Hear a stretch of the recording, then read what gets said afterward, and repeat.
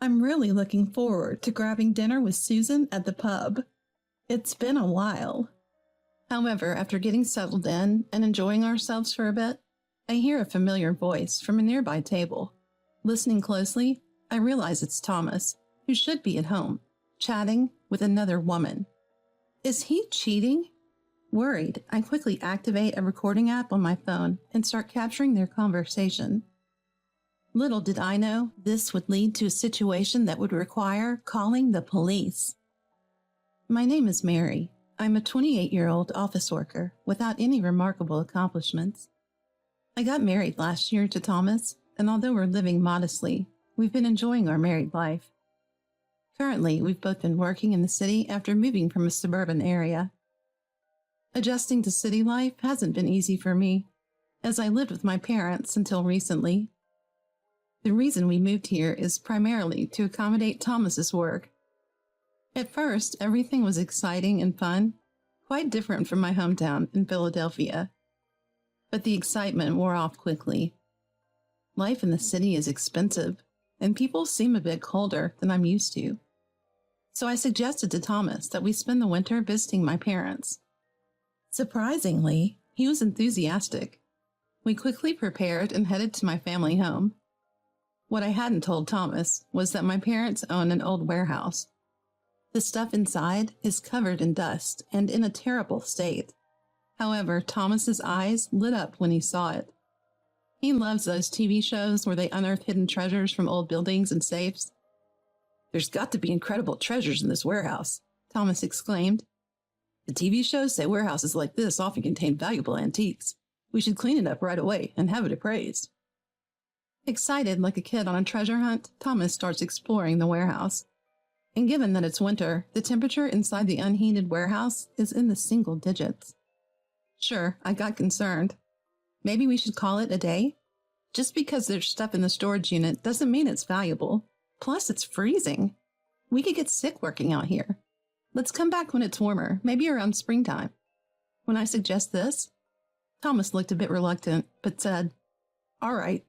After that, we headed inside the house and had a warm reunion with my parents.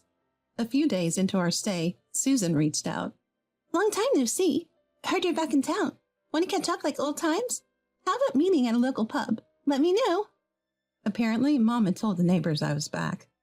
My heart leapt at the message, and I quickly replied, "Definitely, let's chat like we used to. Can't wait." We touched base a few more times to finalize the details. Thomas had work to do at home, so I went out on my own. I was a bit nervous meeting Susan after so long, but arrived at the designated spot. Turns out Susan was already there. "Long time, huh? Fill me in on your city life." We headed into the restaurant we had reserved and took our seats, reminiscing about the good old days. We ordered beers and appetizers and kicked back. We were having such a good time that we got a bit rowdy. About 30 minutes in, we finally settled down. Just then, with a cheerful greeting from a waiter, new customers were seated nearby. At first, I paid no mind, but then I thought, huh? When I heard one of them speak, it sounded like Thomas. Thomas had said he was working from home.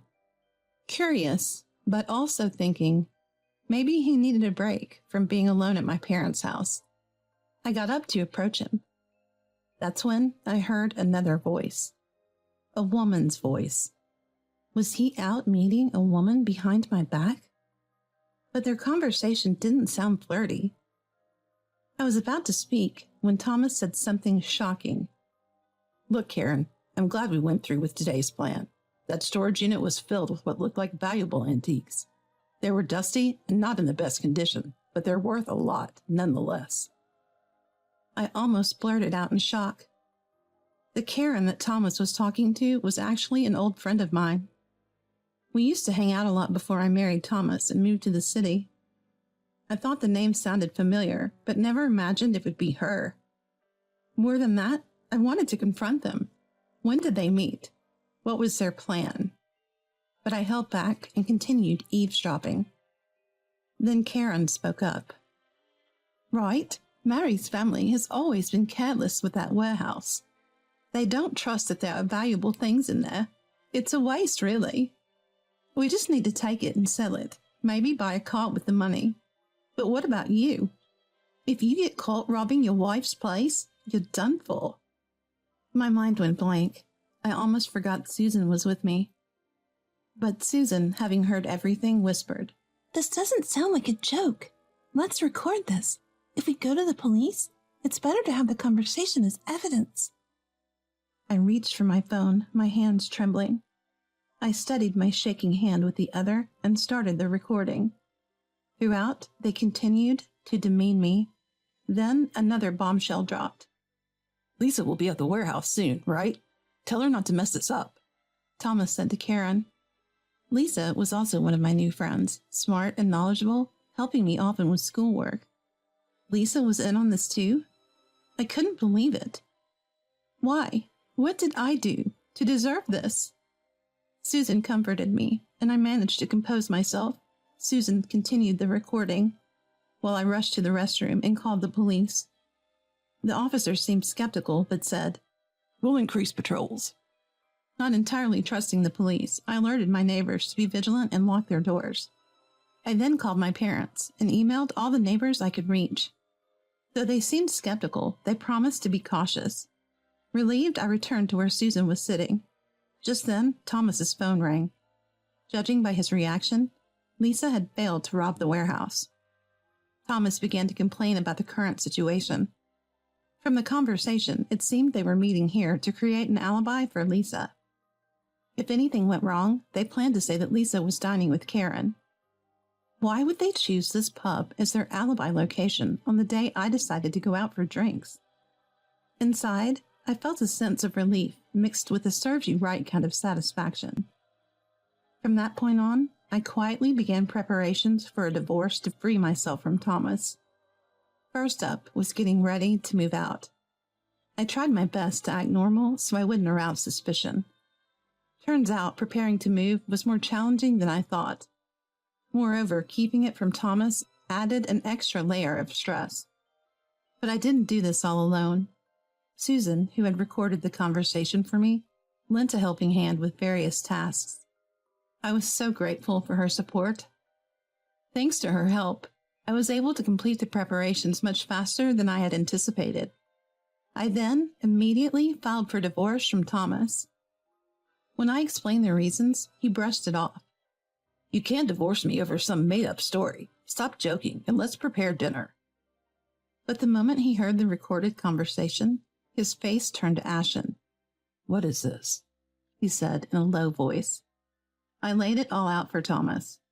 How he and Karen were scheming at the pub, how Susan and I were sitting nearby, and how we prevented them from stealing antiques from my family's warehouse. Upon hearing this, Thomas finally admitted his guilt. However, he had no intention of going through with the divorce. That's understandable. After all, his parents had passed away, leaving him with no home to return to, but I flatly rejected his plea. He begged repeatedly, but eventually accepted the inevitable when I hinted at legal action. Finally, a massive weight lifted off my shoulders. I headed straight to the courthouse and finalized the divorce. As for Thomas, he seemed lost, unsure of what to do next. 2 days later, I got a call from Nancy. Apparently, Thomas, Karen, and Lisa were all blaming each other for their shared debacle. In fact, Lisa had planned to have a male friend help her move items from the warehouse. But Nancy had called the police when she saw this unfamiliar man after my tip about suspicious activity. The police patrols increased, and Lisa couldn't even get close to my house. She had no choice but to flee. The trio was busy pointing fingers at each other. "You should have been more careful, Lisa. I can't believe you brought some guy without telling us," said one. "Well, you two should have been the cautious ones. How did you not notice Mary was nearby? Why was Mary at the pub in the first place?" Excuse me? The only confusing thing here is your logic. I just listened to Thomas's plan and had a drink. I didn't do anything. So it's the two of you who are at fault. I'm not involved," said Karen. "What are you talking about? I had no intention of doing anything like this. You're the ones who took my stupid idea and acted on it. I'm not the one to blame," Thomas retorted. Nancy told me, "You should sue them," but I just wasn't feeling it. Honestly, the effort to sue and actually win seemed too much. I could probably win, but I didn't want to waste any more time or money on these jerks. After that, Thomas kept begging to get back together. It was just a joke back then. They took it too far. I didn't do anything, I promise. I won't do something stupid like that again, he said, but I didn't trust him. Eventually, Thomas just disappeared. All three were busy convincing their friends that they weren't in the wrong, and eventually those friends drifted away. Word got around the neighborhood about what they'd done, and it seems like Thomas couldn't take the heat and vanished. Karen and Lisa were still bad-mouthing each other, but they also couldn't handle the cold stares and disappeared. Rumors circulated. Some say they became recluses. Others say they fled far away. Suing them now would be a hassle, so I discussed things with my parents and decided to put this chapter behind me. The mess all started with the warehouse cleaning. It took some time, but we tidied up all the antiques in the warehouse and sold whatever we could. Turns out there were some valuable pieces in there, and we made quite a sum. In hindsight, Thomas did have a good eye for antiques, but with the money, we decided to take our first trip overseas. Up until now, we've been too busy and not financially ready for international travel.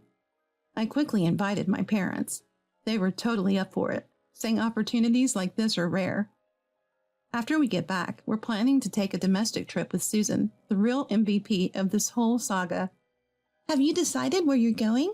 I'm still torn. Dad wants to go to Australia, and Mom's rooting for Europe. What a happy dilemma. Thank you. Let's go together when we're back. Susan grinned and said, I'm looking forward to it. As I'm getting excited about my first international trip, I'm also wondering what souvenir to get for Susan.